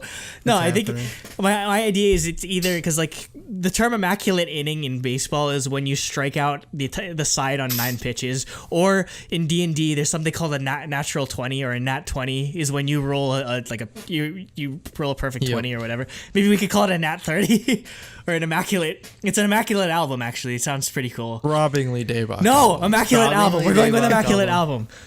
That's what you're going with. Yes. But I make the thumbnails. No, you're not censoring the goddamn thumbnails. No, I'm not gonna censor. I'm gonna do the one where it's like it's the Gaussian blur where it's all like throbbing. No. Yeah. Anyway. Okay. All right. Anyways, it's a topic truly 4. Daebak album. Oh, I mean, like, Yes. or just before we go into that, obviously, like, pretty much, BoA has never disappointed us ever in her entire career at this point. But No, not even once for me. Like, yeah, for real. yeah, she never will, probably, and I mean, just the output that she's had this year, between this, her Japanese album, and the other mini album that she released this year, yeah, she's definitely like knocking on that Artist of the Year category. I need to Especially. get a BoA poster for my room. I just got a Sunmi one, but I just realized I don't have a BoA one. All right, I'm Gotta gonna get on fix that. Wait, perfect 10. It's a perfect. Maybe that's what we should call it. It's perfect 10. Oh, Whose song is that? Perfect 10 is a Red Velvet. It's a Red Velvet song. Yeah. I mean, that'd be Yeah. perfect because Red Velvet. Yeah, so it's a perfect 10. Yeah, it's a perfect 10. Throbbingly 10. No, stop. throbbingly. No, leave 10 alone. 10. No. Uh, Okay, let's go to Throbbingly topic 4. NCT. All right. Anyways, topic 4. It's the one I was upset about earlier. Andrew can lead this topic, I guess, since he All hasn't right. led one yet. All right. Hold on. Let me just go to the Dramafever. All right. So this topic is going to be a discussion / Jacob rant about they shut down Dramafever. It's mostly me just like telling a story about how I found I'm not out. gonna have too much to talk about because I didn't use it, but I can chime in.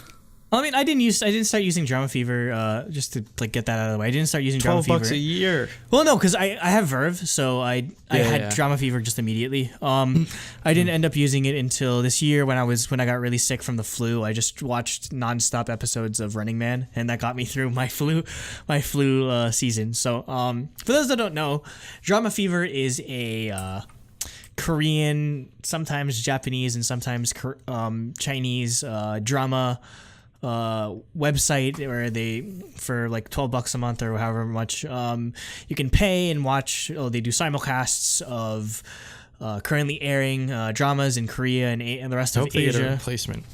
We'll get there. They opened in 2009. They were initially acquired by a Japanese company named SoftBank, like a really big company over in Japan. And then in 2014, or they were acquired in 2014 by SoftBank, and in 2016 they were acquired by Warner Media. Until October 16th, they decided to shut down the company. To read the message that they have on the website. As of October 16th, Dramafever has been shut down for 9 years. Dramafever offered a place for the streaming the best Korean, Chinese, Japanese dramas on demand straight to your device. We appreciate the passion of our fans, and it's been a privilege to deliver you this content. While this decision is difficult, there's a variety of business reasons that have led to this conclusion. We appreciate each and every one of our fans and their passion for the content Dramafever was able to bring into your lives. We'd like to take this time to extend our thanks and gratitude to you, our loyal subscribers. We'll be issuing refunds as applicable. Subscribers will receive an email from us with details in the coming days. Sincerely, the Dramafever team. So, well, I guess I'll just go through like thoughts before we go into like the overarching narrative that as to why Dramafever was shut down. So, Jacob, I'll let you go off. Well, for me, so the way I found out, I posted it, and Andrew's like, "Old news, I posted it like 3 seconds ago," and I was like, "Okay, I didn't see that." I literally found out by going on Dramafever's website. Like so I was studying Korean, like I do try to do a lesson a day of Korean so I can learn as much as possible before I go next semester. And so I saw a video on Talk to Me in Korean. They're like, yeah, one of the ways we recommend like learning vocabulary and stuff is literally just by watching dramas like without subtitles. So like, okay, I'll pick a drama that I already know what happens and stuff, so I can like just listen for words and stuff like that. So I was like, okay, I'll watch context. Goblin on Dramafever. And then so I go on Dramafever, and then I see that message. I was like, what? It's closed. How could this day get any worse? I was like, oh my god. So then I posted that, and then we were at present day where Andrew's like, what the hell, dude? I posted 3 seconds ago. Scroll up. So yeah, basically I was just like, I was really surprised by it though, like, cause I thought I was under the impression that Dramafever was doing well, because most people watch dramas on Dramafever, at least in the US. Yeah, it's definitely Dramafever. I'd say would be the most high profile of the on-demand streaming services for Korean shows. Granted, they only carry dramas in the US. Definitely. Because I think other than that, I think what would have ultimately pushed to their demise is Netflix picking up more and more Korean dramas. Maybe, yeah. Hulu doing that as well. Yeah. And then also Viki, which is their main competitor. Yeah. Who is owned by Rakuten now, which is a Japanese company. Rakuten owns them. So your alternatives right at the current time are Viki, Kokoa, Kokoa is the official distributor all the major networks in Korea sort of made a company specifically for the purpose of licensing and distributing the Korean shows media. And drama. Korean media to outside companies. So Kokoa has like their own. They have their own website, but they do distribute to Dramafever and to Viki, which is why you had like shows like. You used to have like Infinite Challenge, and you had like Running Man on Dramafever and that sort of thing. You also have ODK, but On Demand Korea is kind of getting gutted lately, and as you mentioned, Netflix and Hulu. So yeah, there's some shows that are just that have no replacements whatsoever. Like there's currently no legal way to other than with Dramafever, there's no legal way to watch Goblin, which is a huge show, and I'm shocked that. Yeah, leaving this big of a gap is like really bad. I mean, granted, Dramafever's website is shut down, but as far as I know, Dramafever had like exclusive rights to a ton of shows. So like, yeah, a ton of shows. Huge blow. Oh, Netflix just needs to pick them all up. Yeah, well, I mean, honestly, I'd be fine if Netflix picked them all up, except like that's a lot of work, and they tend to do their own subtitles and. Yeah. Like, it's a lot of licensing headaches, I feel like. So, I feel like I'd rather have Kokoa or something start up a new service that's do they do subs? Comparable in price. Kokoa, they license to Viki. So, if you really want like stuff that That was Maybe Vicky can do it. Vicky's really expensive though. Oh my god, I was going to say that Dramafever is still available on Verve, but dead ass. I logged into my They just turned it off. They're not there. They're not there anymore. Oh my god. Like Yep. They literally just took it off.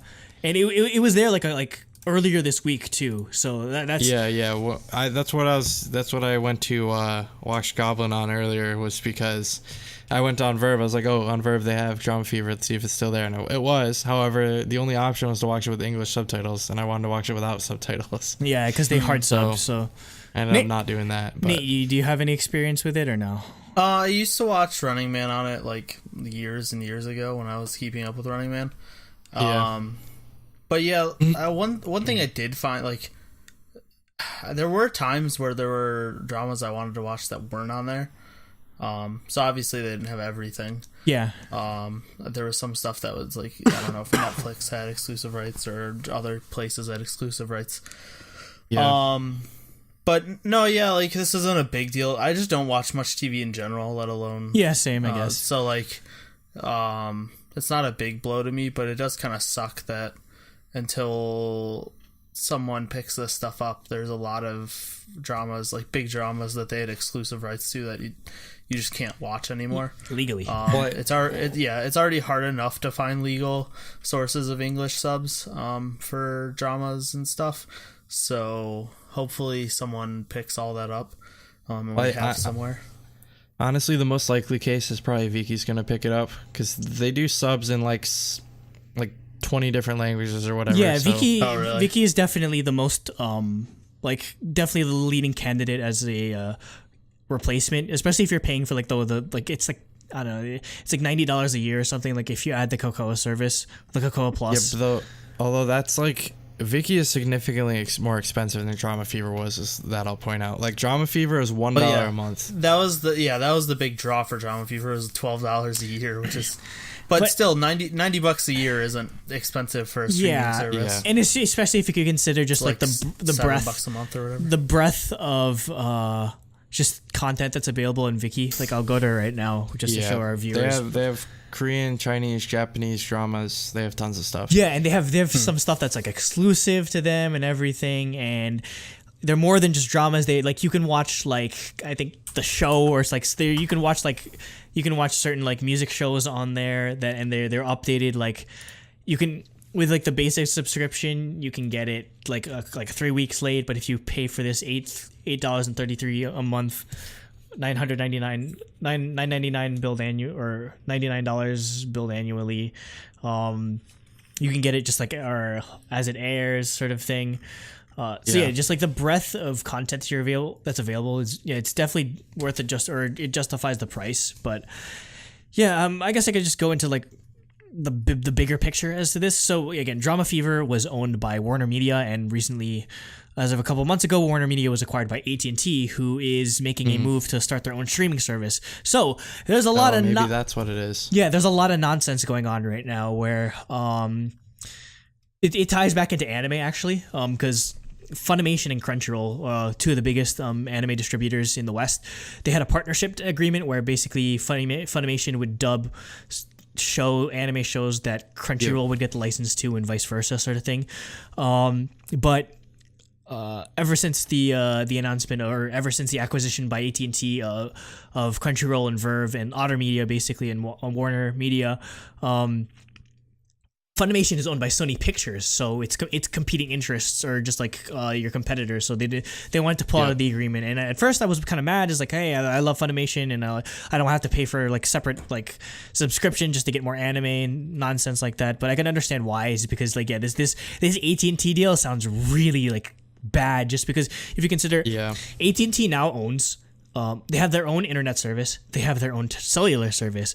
They own DirecTV, and now they own HBO, Turner, and Warner's like libraries. So basically they can monopolize all of that content, and they basically like they can like, oh, you need to have DirecTV and an AT&T phone and AT&T internet to access all of like this stuff, which would be complete bullshit, because imagine if like it entirely goes into the whole like net neutrality thing. Like they're clearly setting up to do exactly what they said they wouldn't do. Yep. And no, just imagine it's like, oh, you want to watch the final season of Game of Thrones, you have to sign up for DirecTV and like this phone service and like all this sort of like, imagine the outrage. And I hope they don't do it, but I mean, honestly, with these big companies, you never expect, you really can't like put anything past them, honestly. So I don't know exactly what Korean content plays into like the bigger picture, because it's weird, because why are they shutting down Dramafever now if they're essentially going to launch this like new service only in 2019? Like, are they going to include? Are they going to just be, hey, we got our stuff back? Like, Dramafever is just going to be on this new like AT&T streaming service or whatever. But if that was the case, why shut it down almost a year in advance? Like, that doesn't make sense, because you're just like, fuck that. I'm not going to wait till 2019. I'll just sign up for another service or just not watch it. Yeah, it's just, why would you gut your customer base like that if you were just going to transition them to a different service in the long run? Seems to me like they don't want to be helping any of their competitors in any way, shape, or form. I guess, so basically. cut off all the heads. Yeah, maybe, and it's just maybe because they did this, or they shut down Dramafever, and they shut down another website called Filmstruck, which is basically the old like you know, like the channel TCM, Turner Classic Movies, but it's just like a subscription service, but for like classic like Turner films, and they shut that down completely. So again, it seems like yeah, they want to put everything behind one paywall as opposed to like having all these individual websites. But the thing is though, like why not wait? Yeah. And no, what if you're somebody that literally does not care about like Game of Thrones or HBO stuff or Turner like TNT shows, and you're like, all I just want to do is like watch freaking like Goblin or whatever. That's money they're losing out on. Yeah, it's just, or just like it'd be even if they do include at least for the next year. Yeah, even if they do include like Korean stuff, like dramas and like television in this like AT&T subscription service, like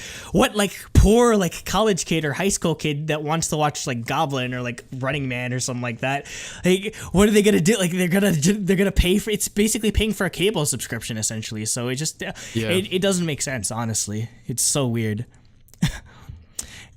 So, I mean, yeah, that's basically all I wanted to talk about. It's just like a weird and just like out of nowhere situation. And I just hope that I hope it's not a bubble situation where it's like everyone starts shutting down just because they can't really, or nobody wants to risk licensing all of these shows and everything. There's a lot of parallels between this and anime, in terms of like licensing agreements or just like distribution, that sort of thing. It's really complicated because you have to license for each individual country. Like, Viki carries Goblin, but it's not available in the West because they don't have the licensing rights for it. It's a huge mess basically, and it just makes it like a lot harder for people to like get into K-dramas, honestly. That's the big reason why I didn't get into it, just because it's just like, where do I watch this stuff that I won't get the FBI knocking on my door, honestly. It's just too complicated at this point. So yeah, they need a place like Crunchyroll where they can literally just find almost anything. And I mean, yeah, like Dramafever was that. I guess it's just they didn't see it as financially viable. And I mean, Crunchyroll might be on its way out, considering like Verve is just basically like the new Crunchyroll essentially, if you think about it. Yeah. So I mean, yeah, I hope somebody is like, hey, there's a gap in the market. Maybe we can license all these shows. Maybe like Viki or ODK, or we'll pick it up, or maybe we'll get a new service from Warner. But yeah, it's just still really weird. And like, again, Dramafever was just such a big name in like the Western K-pop community, and just to see it go away like this is really sad. Yeah. Well, I guess that's pretty much everything we wanted to cover this week. So, thanks for listening. Do we have anything upcoming? I don't think so. Eyes One. At least not for me. Eyes One. Yeah, Eyes One. Well, that'll be out by the time. Yeah, by the time you watch this video, we will have done a just quick album review or mini album review of Eyes One's debut mini album and everything. Color Eyes. Yeah, so that's going to be under the Produce Cast moniker. So keep an eye out for that if you haven't checked that out yet. So yeah, I think that's the only thing that we have other than just more DaebakCast and stuff. Stay throbbingly Daebak. Stay thrivingly drama. I don't But know. you don't say throbbingly. That's our thing. I don't know. You're I'm supposed trying to be give you a- guys. I'm trying to give you guys something here. Like stay. No, throbbingly Daebak album. Okay, Yeah. you guys just Just suck. like BoA You guys They're just good. suck. Bye. on Young.